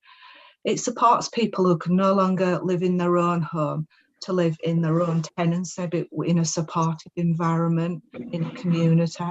It offers an opportunity for social opportunities, and schemes are open wide to the community, so it enhances the living experience for people, bringing the community into the development. And new schemes and housing developments are planned with potential tenants in mind, as well as the wider communities they live in. So we'll move on to a recent development, which is Railway Bridge View. Perhaps I'm always a bit mixed in my feelings about when I talk about Railway Bridge View, because it has been a development that's been delayed somewhat, but on my recent visit to it, I was very much enthused by what it would offer to people and to the community in Brighouse. So we are getting very near to it being complete and opening in spring 2022. It includes a larger range of communal and social facilities than our existing extra care schemes, and some of them are really fantastic. There's a guest suite, a rooftop garden, a library, restaurant, hair salon, a range of community activity rooms. And what I reflect when visiting Railway Bridge View is it feels very open and community facing. The front door faces onto the road. It feels like something that would invite the local population in to come for a coffee or to talk to people or to book rooms for activities. It does have some dementia specialist apartments. About a third of the apartments are designed to support people who are experiencing some level of dementia. And so we designed the scheme with the Alzheimer's Society to ensure that it was dementia friendly, and that includes kitchens, garden areas, the layout of some of the apartments. It's open to the community, and it'll be a welcoming place for people to meet, live and socialise. It's got an inbuilt communications and assistive technology system to maximise independence and control, and that's in the very infrastructure of the building, and it allows new devices to be added as and when people's needs change. And it's a mix of rented and I think there's 5 or 6 shared ownership apartments in there, and they're a mixture of 1 and 2 bedroomed apartments, acknowledging people have different needs and aspirations. So just to come to a close, really, we are commissioning a further 2 sites, and they're on Calderdale land, so I guess Scrutiny members will probably aware of these sites, and we're working with housing colleagues to bring these into extra care schemes. The sites are in Todmorden and North Halifax, both localities that don't have an extra care scheme within their geography. We've done some analysis around the current demand for home care in these localities and the number of people that have gone into residential care in those localities in recent years, and do believe there's a real demand, and there's likely to be a good take-up of the schemes when they come to life. Also, just wanted to reflect really that we will need more accommodation for older people across a full spectrum. You only have to look, you know, on the figures. I just put one in there, which was in 2039, 37% of all households in Calderdale will be aged 65 plus. So there's a need to continue to increase the range of opportunities and housing for older people. So that was the end of the presentation. Thank you, Karen. If you can just unshare the screen, then we can see everybody. I've got quite a few people wanting to raise questions. I'll just let you see if you can find out if you can. That's it. That's perfect. Yeah. I'm sorry to add to you one of your burdens with Railway Bridge View, but you may wish to liaise with Neil Fernley. Because that section of Big House was recently flooded in terms of round the corner by the rocks, and it could be a key for these people needing access and things like that. It only happens every so often, but it is something that I think it's important at the development stage. Just to add to yourselves on that one. So I've got. I'll move on to the second person. I'll come back to the first person. So Councillor Kingston, please. Thank you very much. I was just looking through that. Thank you. It's lovely seeing the developments. And I live in Brickhouse, so I'm very familiar with passing Railway View, and it's been wonderful seeing that develop. My background is I was a learning disabilities nurse at the time that we were moving into care in the community. So I started in hospitals and then was part of moving people into smaller home environments. It was a wonderful experience to be part of that. And I was just looking at that development of the Crown Court, just the pictures that you showed there. I felt a little bit of concern because we were hugely about creating environments that were homely and really felt like small homes, like a family home. And there's that staircase in there that, to me, just, could I know who it was? Or did the people that were going to live there have any involvement in designing the style of decor in that building? That if you tell me that the people that were going to live there chose a grey carpet for those stairs, then I'll be happy with it. And if you tell me that an interior designer chose a grey carpet for stairs in a building that could look quite institutional, I'll be really, really disappointed. Okay, thank you, Councillor Kingston. So I'll come back on that. Some of the interior features in the county court were preserved with Heritage England, so the staircase being one of them, and I acknowledge it does look quite daunting and formal. The county court. It's not the ironwork, or the ironwork and the handrail are lovely. It was the grey carpet in particular that just looked so institutional. Yeah. Could have been an office building rather than a home. I think it's that is just purely a communal entranceway, and everybody's got their own individual apartments which they've chosen the decor of and the furnishings and fixtures and fittings. And whilst I say it's a 14 apartment development, which sounds massive, and if everyone goes in from that entrance, they don't. It's a split entrance. So there were some people who wanted a more protected communal entrance with some communal facilities, and it perhaps looks quite stark, but at the bottom of that staircase there's some communal seating and things like that. Then there are some apartments that have an entrance straight off the courtyard and also off the street, so that they have completely independent entrances without any communal facilities. Again, I'm with you. I worked sort of 25 years ago when we were supporting people to move from Stansfield View to community developments. And this is actually a step on for some people who perhaps have stepped down from institutional care to shared living, and now we're at a stage where they can access their own tenancy in the community.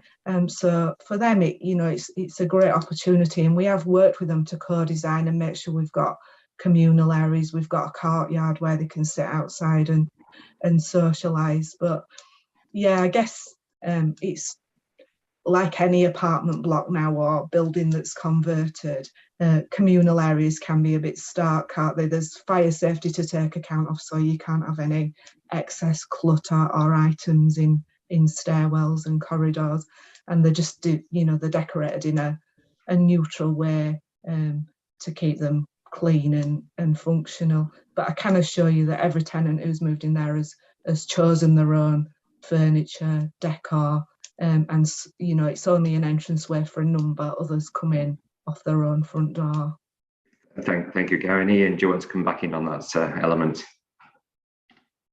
You've just done there. Yeah, I think I just want to kind of re-emphasise what Karen's saying. I think, and probably the slide deck was at a point before people moved in. So at the point before people moved in, it was a particularly sterile environment. But I think one of the things that's happened as people have moved in, it's become more lived in. People's personalities are stamped in their own accommodation. And I think I'm actually incredibly, as Karen was going through the presentation, I was incredibly proud of the work that we've done to invest in these developments, the way that we've worked with a client group and their families to really design specific things around the particular needs and the way that they want to live. Interestingly, when I came to Calderdale in 2013, I challenged Karen to kind of think about often when we introduced moving out of institutions, we kind of created the small group home living kind of facility. But actually, as people have lived more independently, there has to be more on the continuum of choice and supported living and supported accommodation. And actually, people living independently in their own accommodation without any support is a real option now. So we don't have a one size fits all. So this is one of the things I think we should be really proud of in Calderdale. And we have really invested in upgrading those facilities. We recognise where properties no longer fit for purpose, and we look to invest. I do think this is one of the things we should be really proud about. And I think Karen has been a stalwart through the years in Calderdale to make sure that we really do advocate for using co-production and getting people to really feel that their environment, their lived environment, they can really shape. Excellent, thank you, Ian. Councillor Durans. Thank you, Chair. Can I ask a couple of questions? You can indeed, of course you can, always. The first is again around the development of the Magistrates' Court. I noticed that there was 2 apartments that was for people with mobility issues. And I think your reference around your kind of home identity and where we kind of start to develop our lives. I just wondered if there would have been a possibility for more of those to be more adaptable for people with mobility issues, because whilst they may have a learning disability, without a mobility issue, we all know that that can happen. Me being one of them, obviously. I was 30 when I ended up with physical difficulties. And it would seem a shame that when we've developed from scratch a building, that if they've lived there for some years, that they would need to move. I just wondered if that was a possibility.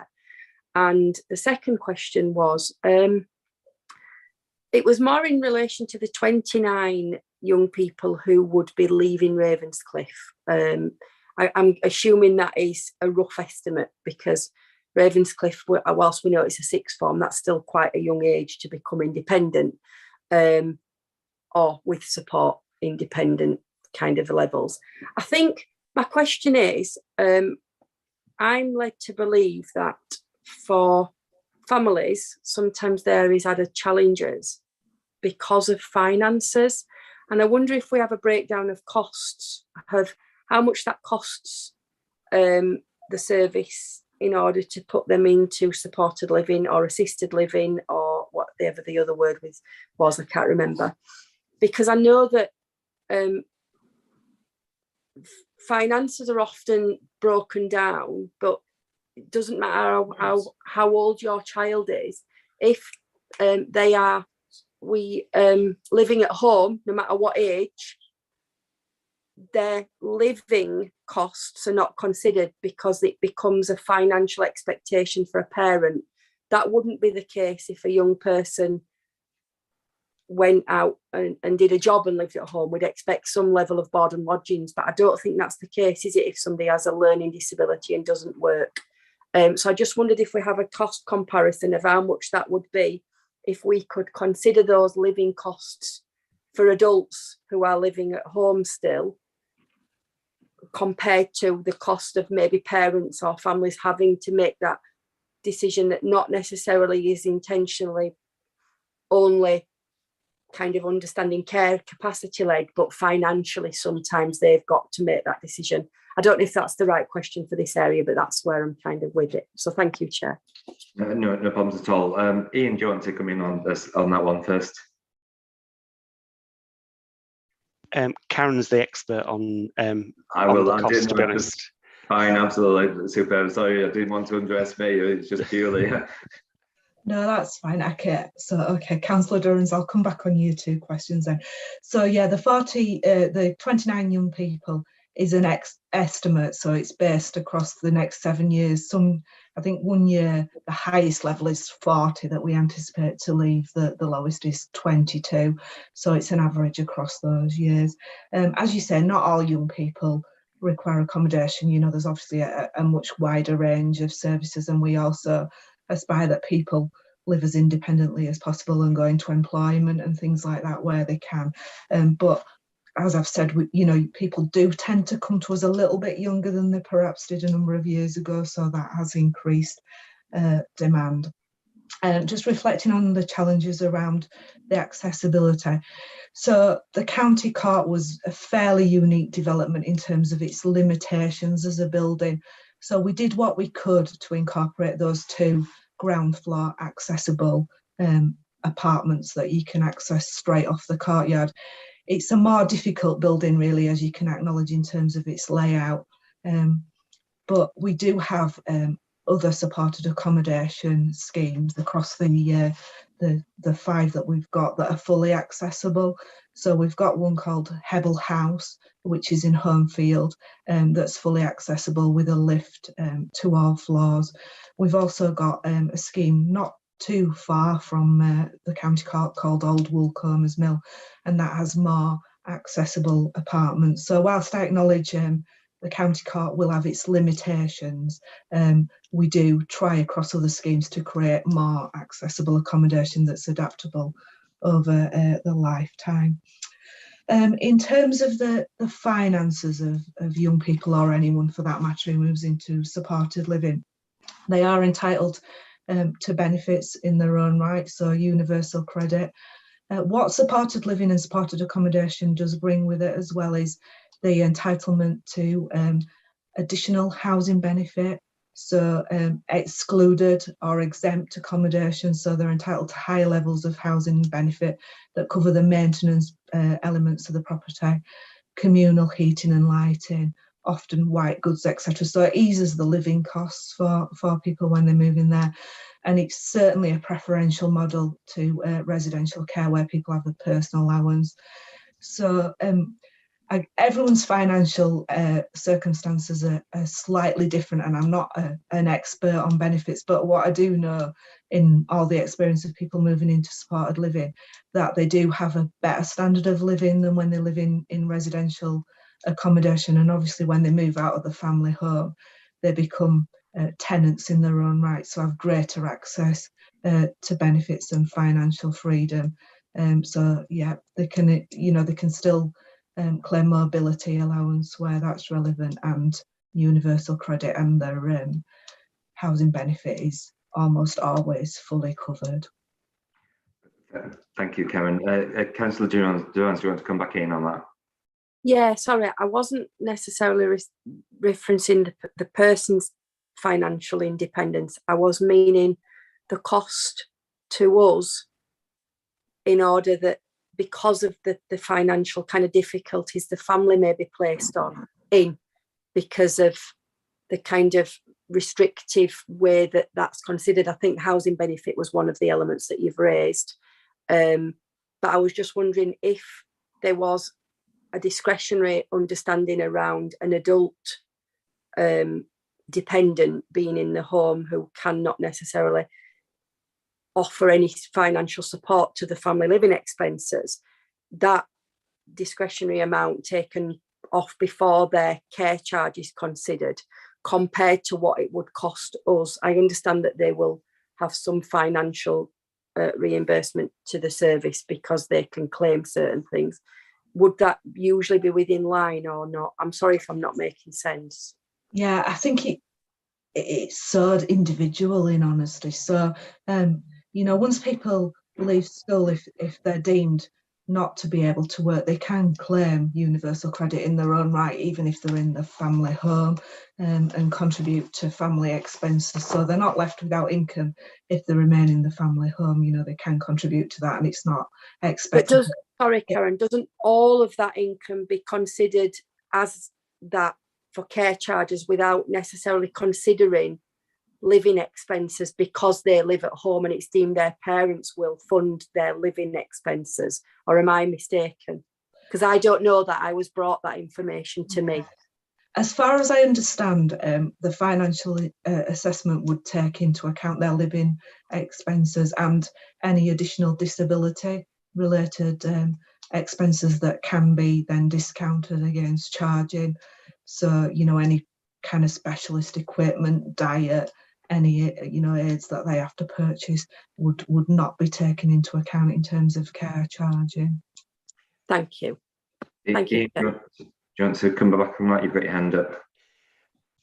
Yeah, I think Councillor Durant has kind of hit on a really important part of, I think, that's often really confusing for people, which is the bit about the whole financial assessment, because obviously social care is a means tested service. It's not a free at the point of contact like some of the NHS services we've talked about today.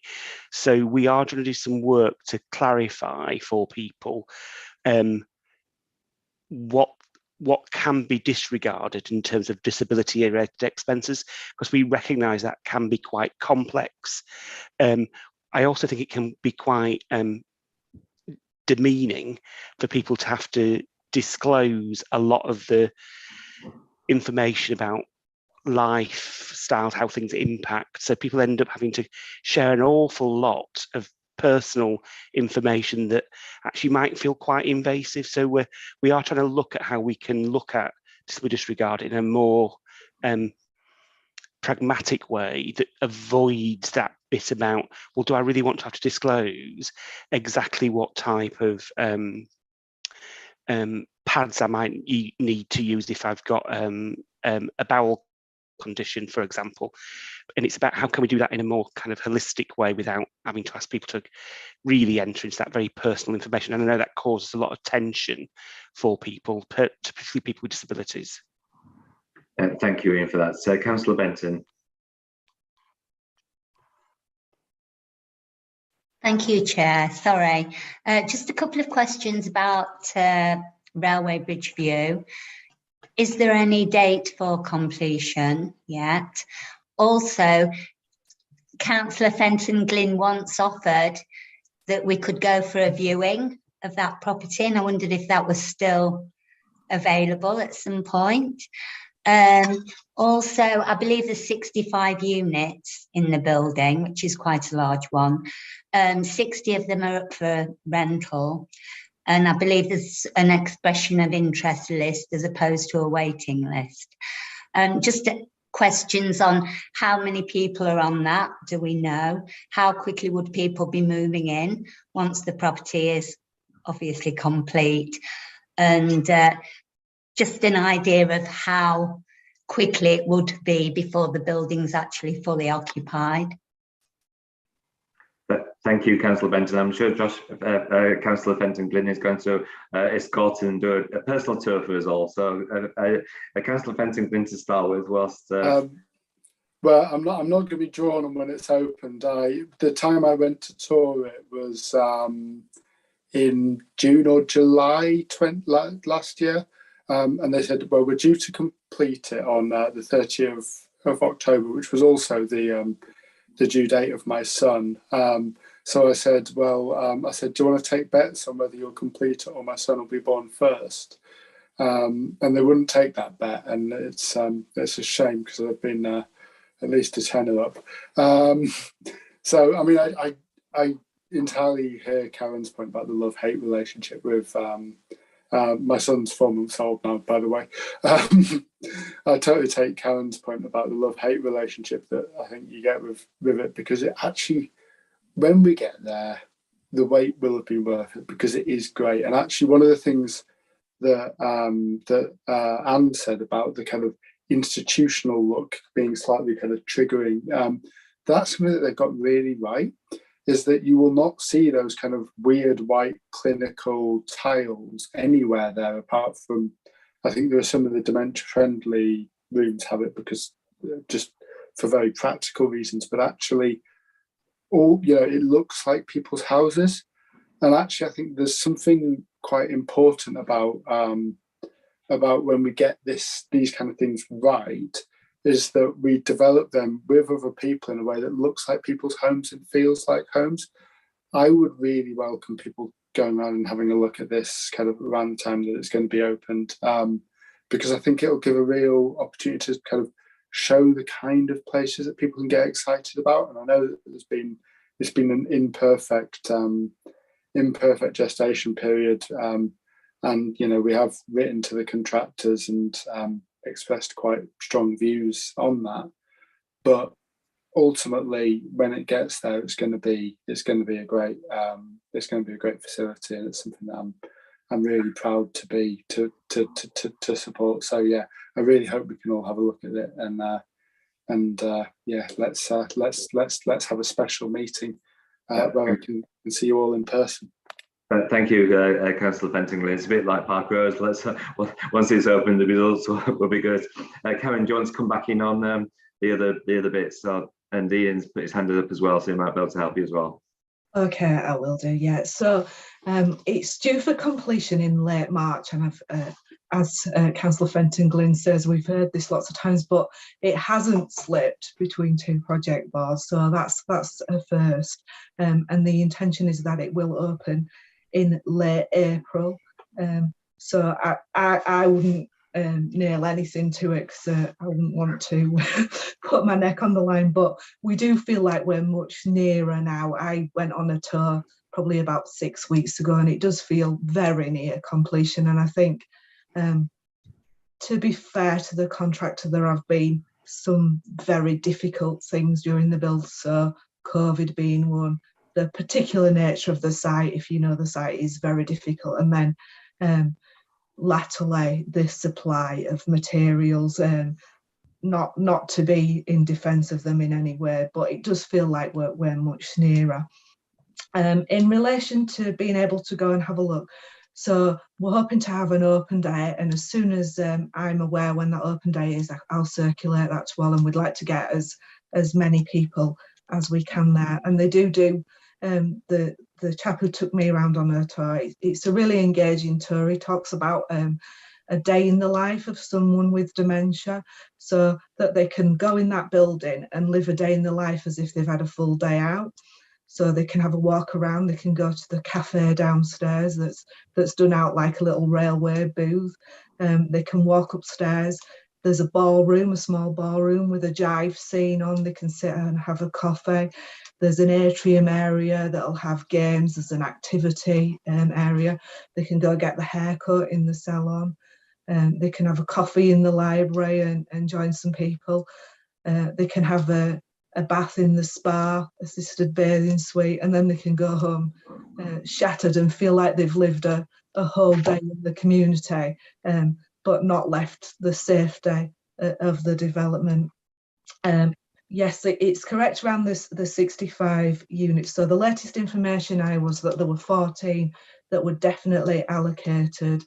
We've got an allocations panel that's now meeting fortnightly to ensure that we take applications as quickly as we can and assess them. Obviously, not everybody who applies there. It's, you know, we've got to do some fielding to make sure that we get the best use of the building, because we're putting we've put a lot of time and effort in, and the care and support that's going in there has to be in some way targeted to people with a level of need. And we're looking at a mix of a third people with low level, a third with moderate, and a third with high level needs. So just trying to somewhere get that mix. So those 14 people should be able to move in fairly imminently in April. Obviously, we want to stagger as we get more people, and we want it to be fairly quick and utilised and have that full feeling. But you know, we don't want to overwhelm the support provider, and we need to make sure that people are given a chance to settle and adjust to that environment. So we will do it in a managed and staged way in terms of filling the development when it's handed over to ourselves. Thank you, Karen. You've clearly answered the whole question, because Ian doesn't want to speak on it. So I'll pass it over to Councillor Hutchinson. Thank you, Chair.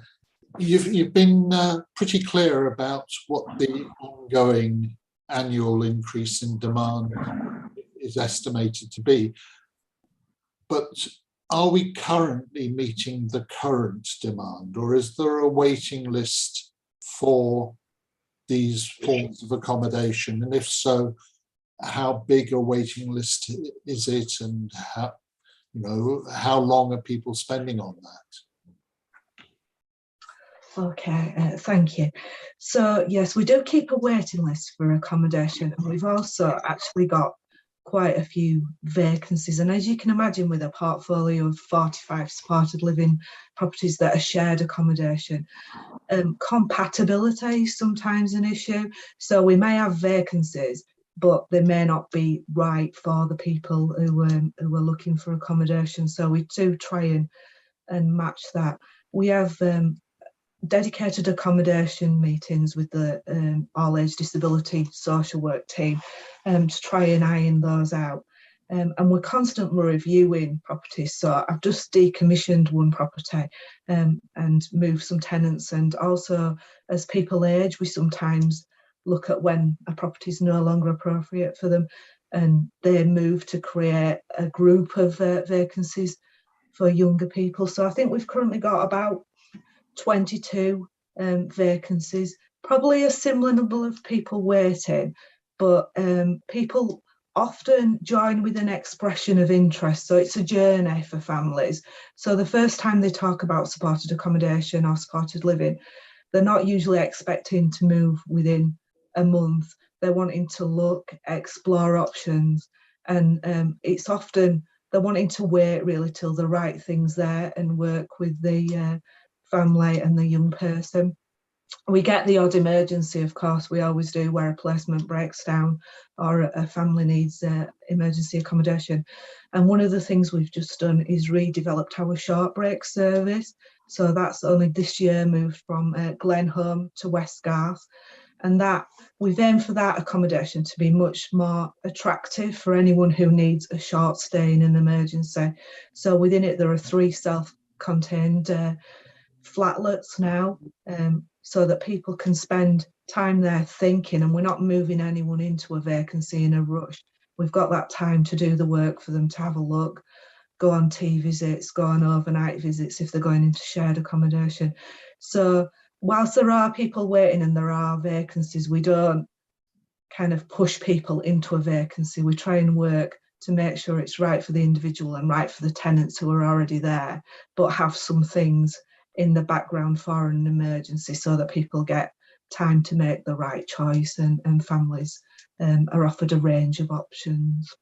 May I just follow up, Chair, about the compatibility issues, which I'm sure, despite your best efforts, will arise from time to time. How big, how large a part of your workload is that, or is it a very rare occurrence? It fluctuates. You'll get times where there's groups of tenants who don't get along, and it's really an intensive piece of work. And we always try and work with the tenants to make it work, because after all, it is people's home. So we use our intensive support team, which is a health-led team where there's difficulties in terms of certain behaviours, or ensure there's no kind of underlying health issues that have caused someone to become unsettled. And so we work wherever possible, really, to make things compatible and look at a range of opportunities outside the house, social opportunities, to ensure that people aren't kind of over living their lives in one environment, and kind of, you know, that they're able to spend time apart as well. Where it doesn't work, it can be tricky, and sometimes I'll be honest, it takes 2 or 3 moves for some people to settle into the right accommodation. And that's why we try and develop this range of particularly growing the number of supported accommodation schemes now that are single tenancies, because with that you don't have the compatibility issues. Some schemes work really well. You get groups of young people who know they want to live together, and you can develop a new service, a bit like the service at the U Tree in the car park.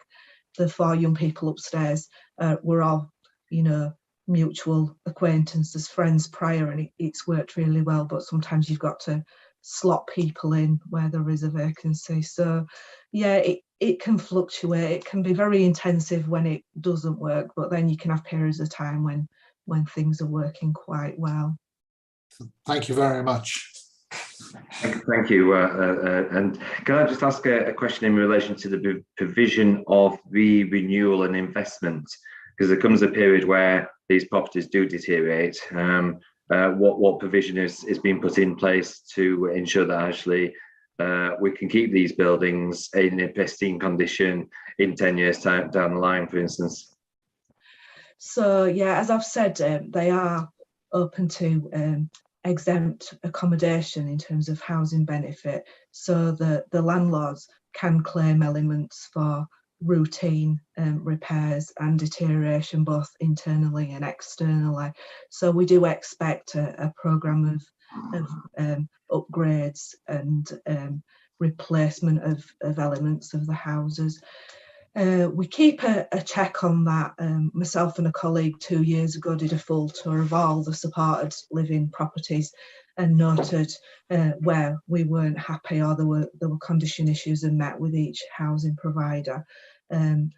Tried to address those and went back to make sure they were addressed.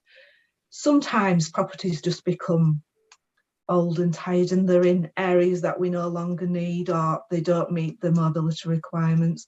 So we do also decommission properties, and as over time we've worked with a range of landlords, and we've learnt the ones that provide good quality accommodation and the ones that perhaps aren't as good. So we're moving more towards those reliable, good quality accommodation providers and decommissioning some of the poorer quality stuff. But we always chase things up and try and do our best, really. Superb. And Councillor Barnes, I was missing you off the list, so I'm glad. No. I've literally just put my hand up, Chair, and I know Mike wants to make a comment afterwards, but I think I'd like to just say that I think both items tonight have been excellent items. I think that the individuals who have presented to us have been very, very good. They've known their information. They've known, for want of a better phrase, known their stuff. And I think we as a committee should thank those individuals and maybe put it in the minutes that, you know, I think this has been one of the best scrutiny meetings we've had for quite some time. Because of the information that has been passed to us, and because of the commitment that and evident enthusiasm that the individuals have had in trying to improve the lives of individuals. Yes, we can pick holes in certain things, and I'm one of the first in the queue on that, and I will admit that. But I think I would like that recognised. Absolutely, you've taken the words out of my mouth. I was just about to say, Howard, we're like brothers from another mother. We are indeed. Karen, it's really passionate display and really passionate, explanation of everything, and it's actually really nice to actually hear all the developments and actually we can feel the passion what you're actually delivering, and I think that really makes it to us.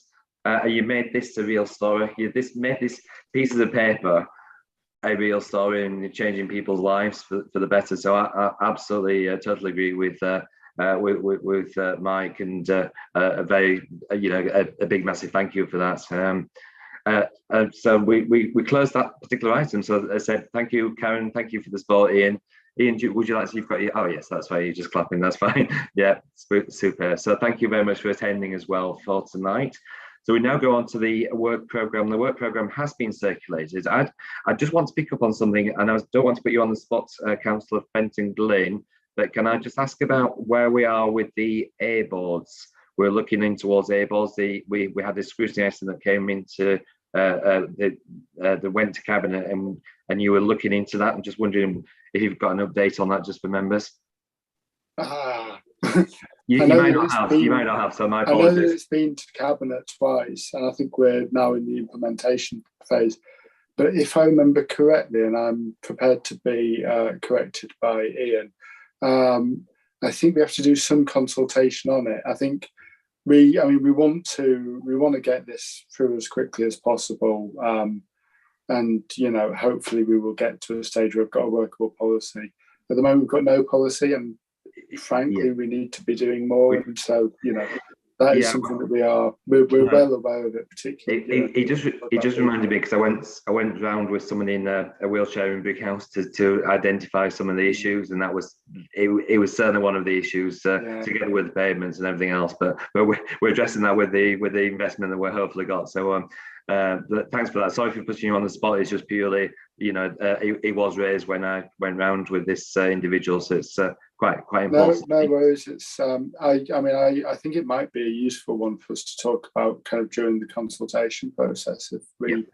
I'd love to have people kind of who are experts by experience respond to that. Absolutely. Thank you for that. Mike, over to you very quickly. Very quickly, just on the work programme. Well, we will have a new work programme in the new municipal year. Just to remind members that these formal meetings are just one part of scrutiny, and scrutiny won't stop between now and the next meeting. So I'll no doubt be emailing and contacting various of you about little bits of work that we need to do between this meeting and the next meeting, which will now be in June. So thank you, Mike, for that. So once again, thank you, members, for your contribution over the year. I think we've had some extremely useful scrutiny sessions. Thanks to the officers who've, with their commitment, their 110% commitment, and thanks, more importantly, to Fazana, Diane, and of course our new person, Mark, who will take over the reins. So a great big thank you to everyone that's taken part in this. I think one of the best scrutiny panels in Calderdale. So thank you, members, and I shall now be